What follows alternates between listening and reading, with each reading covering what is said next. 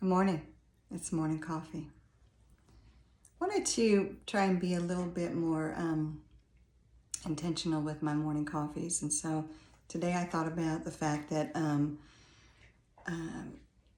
want to represent the channel that I have. It's Into the Woods Health and Well-Being, and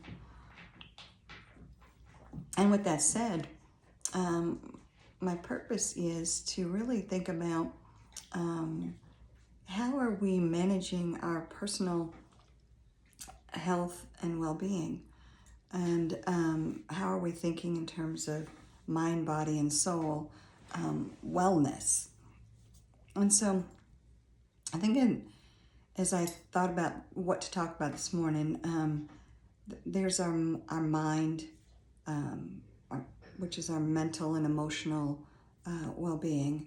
There's our spiritual well-being, our soul, and then there's our body, our physicality. And so if I think about first my physicality, one of the things I would share with you is recently, here in the last, at the end of last year, I think I mentioned this in a recent video, at the end of last year, I went through ending of a relationship, and it was very, very stressful for me.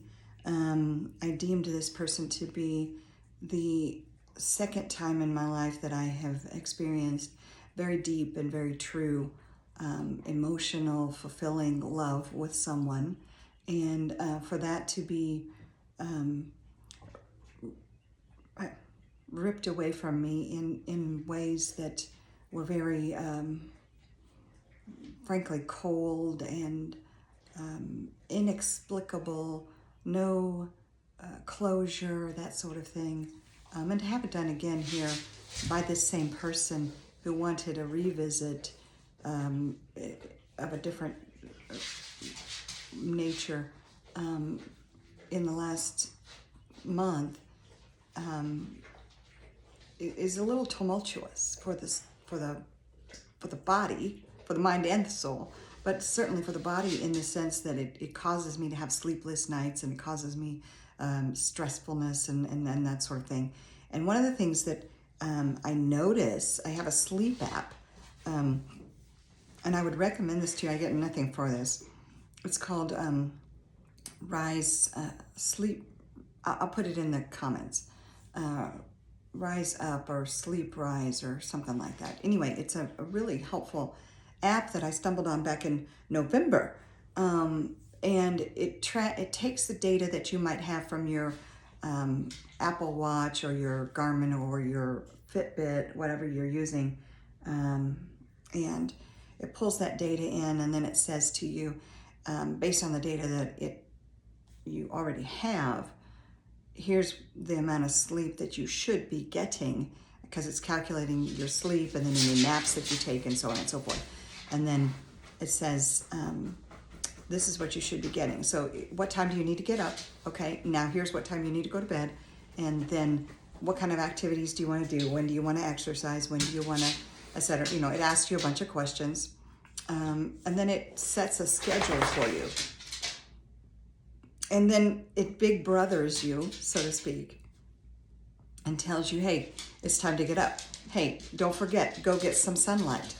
And then later in the day it says, hey, don't have any more it's blue light.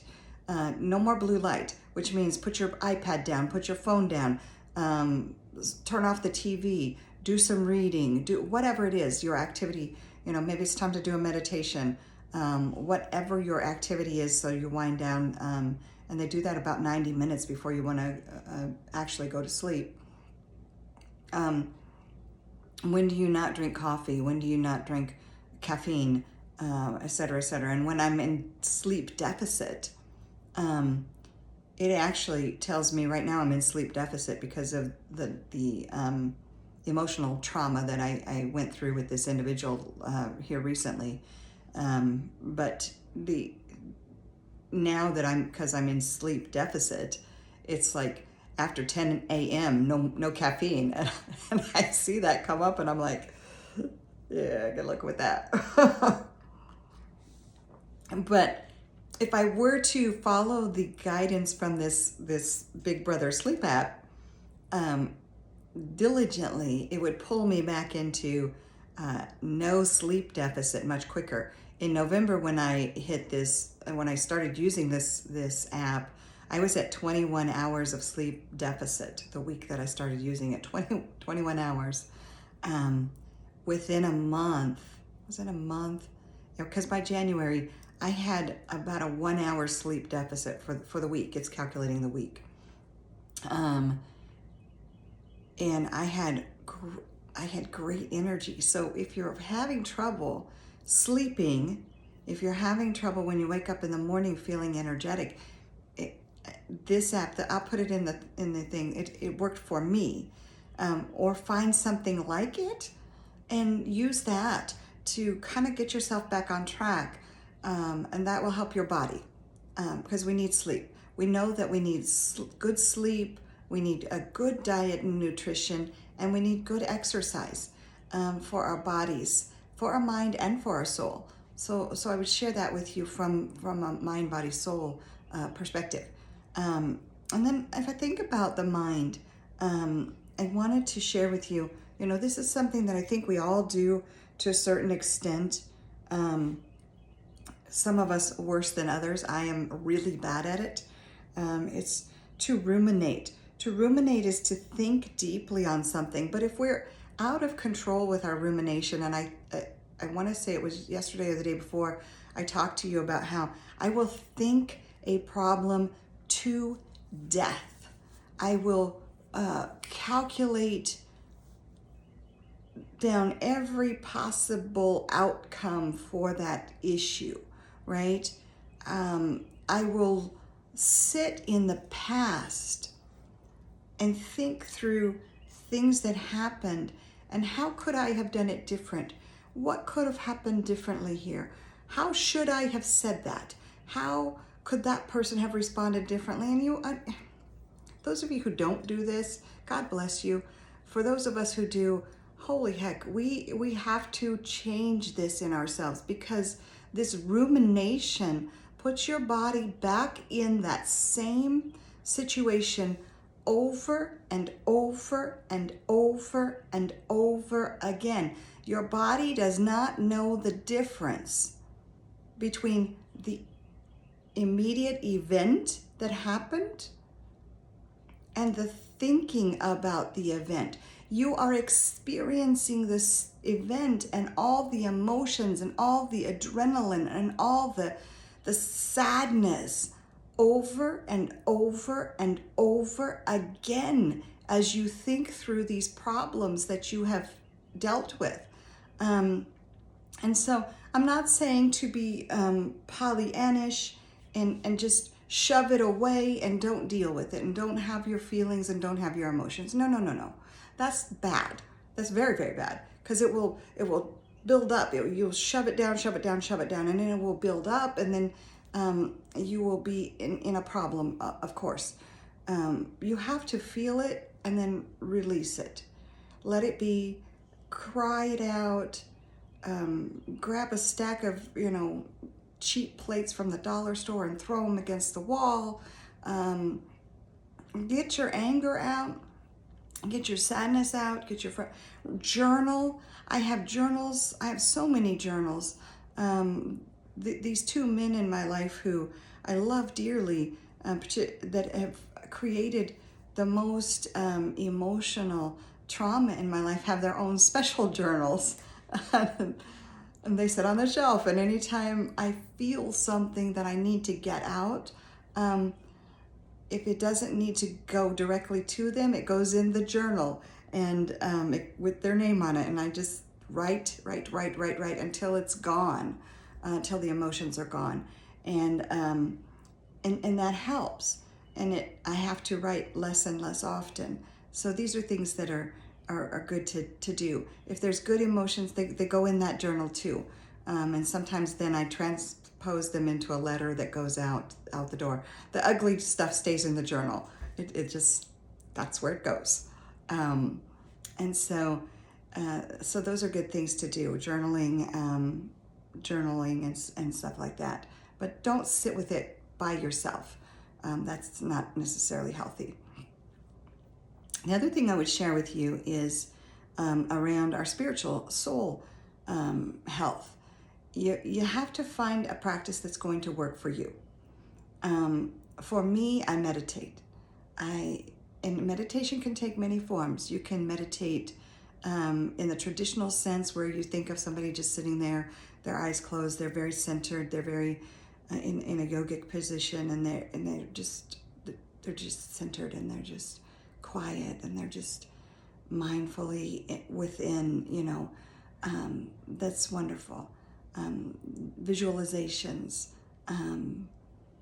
Some people can't do that, and that's okay. The meditation can take the form of movement. You go out, you dance, you move. The meditation can take the form of walking in nature, being at the ocean.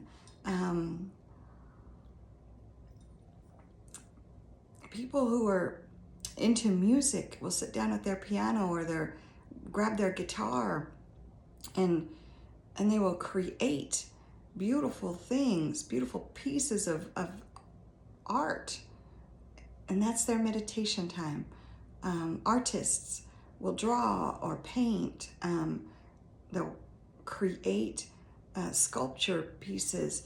That's their meditation time. But make sure you have something that is speaking to your soul and helping you just be centered and in this space of centeredness and creativity and letting your soul come forward. You don't have to be, when we talk about spirituality, you don't have to be a theist or a deist. You don't have to believe in God or something greater than you. You can be that greater that is coming from within. And it can be you centering into all that you are and all that you can be. If you are a deist or a theist, it can be you touching and reaching out to that source of all that is and ever was that you believe in. And we can all respect one another's space and mindset for these things. We don't have to be separatists in the sense that because I believe that there is a source of all that is and ever was, I don't have to denigrate those who are atheistic and do not believe in any of that. I was looking at some stats around that today, and it kind of was a little disheartening for me, because it said that folks who are atheistic have their joy and their beliefs generally centered around the power and the empowerment from money, or hobbies. It was like 30% believed in empowerment through financial means, and about 20% through hobbies and stuff. So, gosh, I would want my atheistic friends to want to be have their joy through their hobbies and stuff, because money, to me, chasing financial windfalls doesn't feel very healthy. But I'm not going to sit here and judge anybody. I guess, gosh darn it, if I had millions of dollars in the bank, I think that would make me very happy also, but I know what I would do with it is I would turn it around into things that I see in the world that are not working, that I don't like. And I would become very generous, and I'm already very generous to a fault. But that's the direction those finances would go. So maybe that's what they mean when they say they see financial gain as something great for them. But yeah, that's where I'm going to sit with it, because otherwise I don't like where my mind goes. But anyway, that's my morning thoughts. That's my morning coffee. And I hope you all have a wonderful day and have some thoughts for yourself around mind, body, soul, wellness, and take yourself there.